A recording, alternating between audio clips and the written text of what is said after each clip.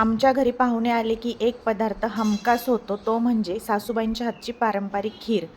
त्यासाठी पाऊण वाटी तांदूळ स्वच्छ पाण्याने धुवून घेतले आहेत. धुतल्यानंतर एका कढईमध्ये 2 चमचे तूप टाकून तांदूळ त्यामध्ये चांगले असे परतून घ्यायचे आहेत. एकदम लालसर होईपर्यंत व्यवस्थित हे तांदूळ परतून घ्यायचे आहेत.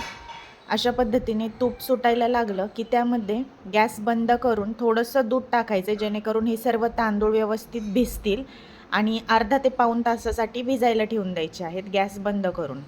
आणि आता एकीकडे खोबरं, ओलं खोबऱ्याची अशी पाठीचं काळा जो भाग असतो तो काढून टाकायचा आणि मधलं खोबरं मिक्सरमध्ये बारीक करून घ्यायचं आहे. व्यवस्थित बारीक करून झालं की आता दूध टाकून मी ते बारीक करून घेतलेलं आहे. एकदम जेवढं बारीक करता येईल तितकं बारीक करून घ्यायचं.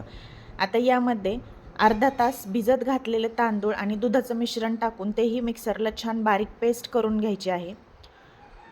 आणि हे दोन्हीही खोबऱ्याचं मिश्रण आणि तांदळाचं मिश्रण एकत्र करून त्यामध्ये दूध घालून गॅसमध्ये सतत हलवत ठेवायचं आहे. त्यामध्ये टाकायचे आहेत चारोळे, वेलची पूड, तुम्हाला हवा असेल तर सुका मेवा, काजू, बदाम वगैरेही यामध्ये घालू शकता. 9 ते 10 चमचे साखर टाकलेली आहे आणि आता सतत हलवत राहायचं आहे, जेणेकरून तांदूळ वापरल्यामुळे ते खाली लागू शकतं पातेल्याला, त्यामुळे ते हलवत राहायचं आहे. केशराच्या काड्या घातलेल्या आहेत आणि छान याला उकळी येऊ द्यायची आहे.